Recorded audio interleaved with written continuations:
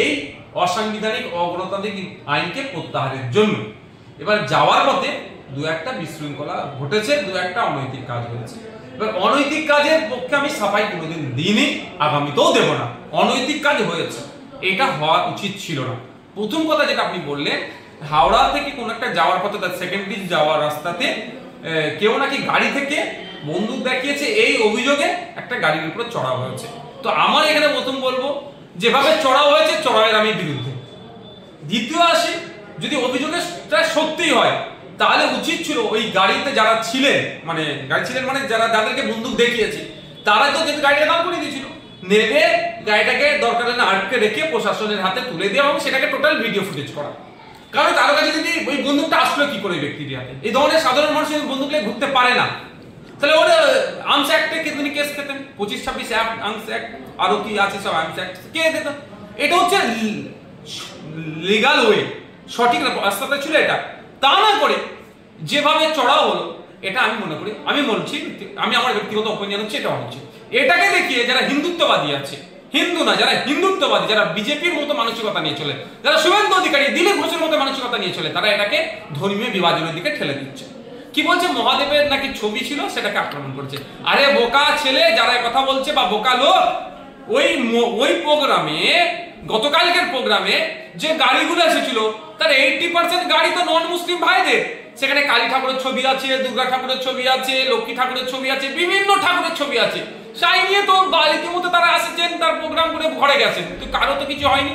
এটা হলো, এটাকে তারা ধর্মীয় অ্যাঙ্গেলে দিচ্ছে, যেহেতু মুসলিম ধর্মের লোকেরা ওকাটা করেছে, ওই তো ধর্মীয় অ্যাঙ্গেলে দিয়ে দিচ্ছে। তবে আমি একটা অনুরোধ করব, আগামী দিনেও যারা মিটিং মিছিলে যাবেন, ওয়াকআপ নিয়ে আরো বেশি বেশি মিটিং মিছিল করতে হবে।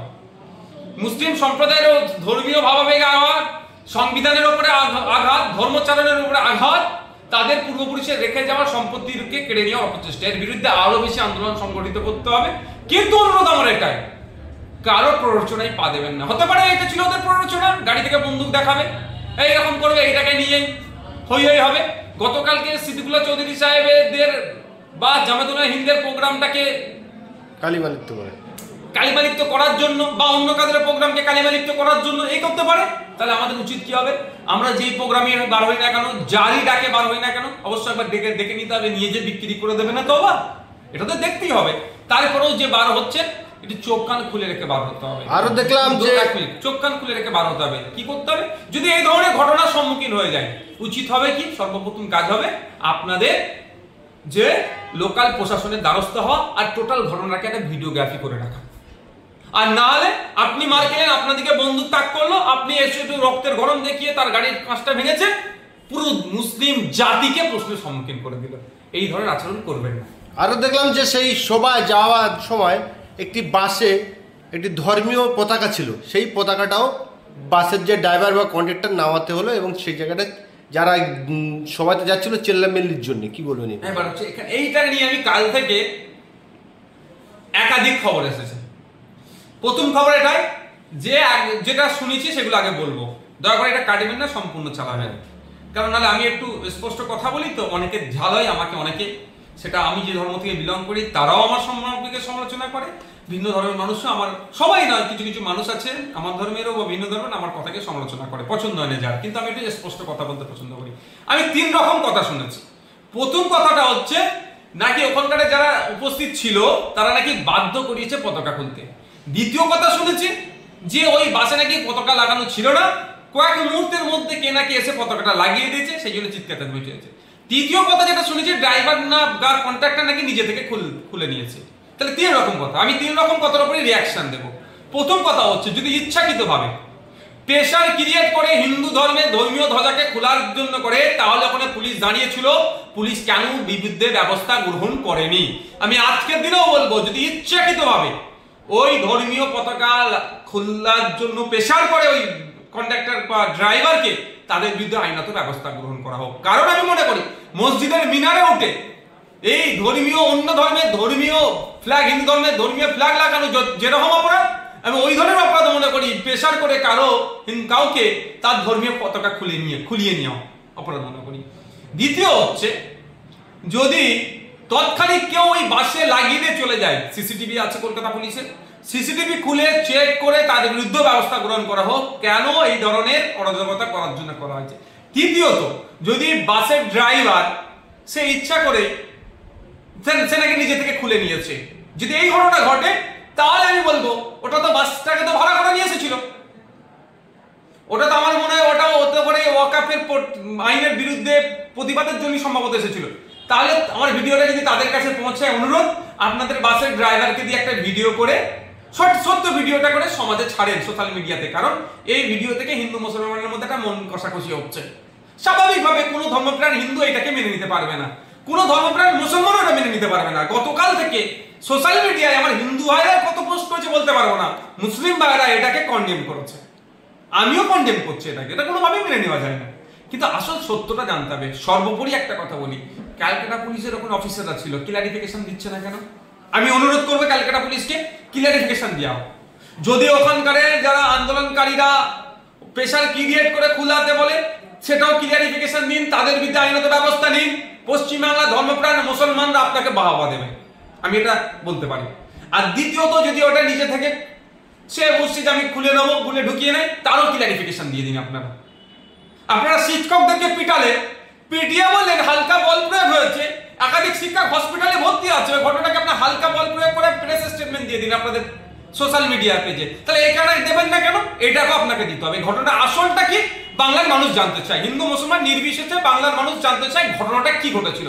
হিন্দুত্ববাদীরা বিজেপিরা এটাকে তাদের ভোটের ইস্যু করাচ্ছে, আবার ওর হয়ে কেউ সাফাইও গাইছে।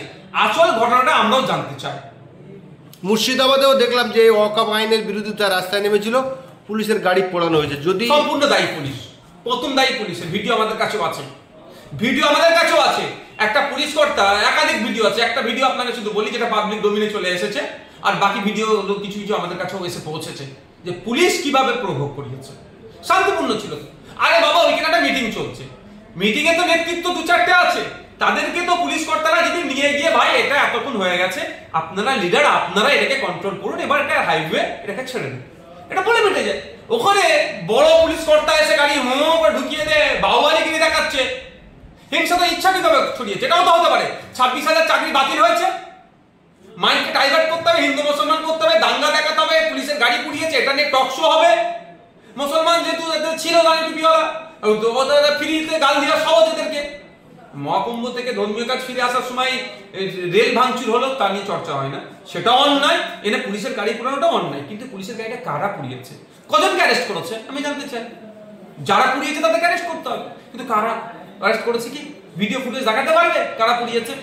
পুলিশের গাড়ি তো, পুলিশ তো ওখানে ছিল, তাহলে ভিডিও ফুটেজটা দেখাতো এরা গাড়িটা আগুন লাগাচ্ছিল। এরকম ভিডিও পেয়েছেন আপনারা? অনেক রহস্য থাকতে পারে, মানে আমার ওপেন, মানে আমার থিঙ্কিং, অনেক রহস্য থাকতে পারে। সত্যটা সামনে আসো। আমি অনুরোধ করবো এতটুকুই আপনাদের মাধ্যমে, আমরা 14ই এপ্রিল আমরাও যাচ্ছি শিয়ালদা থেকে ধর্মতলা বাবা সাহেব আম্বেদকর স্ট্যাচু পর্যন্ত, এবং সাথে সাথে যারা যেখানে ওয়াকফ এর আইনের বিরুদ্ধে প্রতিবাদ করছেন তাদের কাছে আমার একটা অনুরোধ, আপনারা দায়িত্বশীলতার পরিচয় দেবেন, নিজেরা ভলেন্টিয়ার হয়ে যাবেন। আপনারা যাচ্ছেন কিসের জন্য, আন্দোলনটা কেন করছেন? যে অন্যায়ের বিরুদ্ধে আন্দোলন করছেন। সে অন্যায়ের বিরুদ্ধে আন্দোলন করতে গেলে আপনি আবার অন্যায় পন্থা অবলম্বন কেন করবেন? সুতরাং আপনারা 14ই এপ্রিল আসবেন, আশা করছি শিয়ালদা থেকে ঠিক দুটোর সময় ছাড়া হবে, রাস্তায় আমরা মিছিল করে যাব, একটা নির্দিষ্ট জায়গায় গিয়ে আমরা প্রতিবাদ ওখানে সমাপ্ত হবে। অনুরোধ, কোন রকম বিশৃঙ্খলায় কেউ পা দেবেন না, কারোর প্ররোচনায় পা দেবেন না। যদি মনে করেন দেখতে পান আমাদের মিছিল থেকে কেউ বিশৃঙ্খলা করছে, সঙ্গে সঙ্গে তার ছবি ভিডিও করবেন, আমরা পুলিশের হাতে তাকে তুলে দেবো। আর অন্য কেউ যদি বিশৃঙ্খলা করতে চাই তারও ভিডিও ছবি দেবে, ভিডিও ছবি আমরা পুলিশকে দেবো, পুলিশের বিরুদ্ধে অ্যাকশন নেওয়া। কোনোভাবেই বাংলাতে অরাজকতা করতে দেবো না। আন্দোলন হবে, গণতান্ত্রিক পন্থী আন্দোলন হবে, সংবিধানের সামনে রেখে আন্দোলন হবে। আন্দোলনটা এই জন্যই আমরা করছি, সংবিধানের উপর আক্রমণ হচ্ছে বলে। সংবিধানের উপর আক্রমণ হচ্ছে, সংবিধানকে সামনে রেখে আন্দোলন করবো, সংবিধান বহির্ভূত ভাবে আন্দোলন আমরা করবো না। আর কেউ করতে চাইলে আমরা তাকে পুলিশের হাতে তুলে দেবো।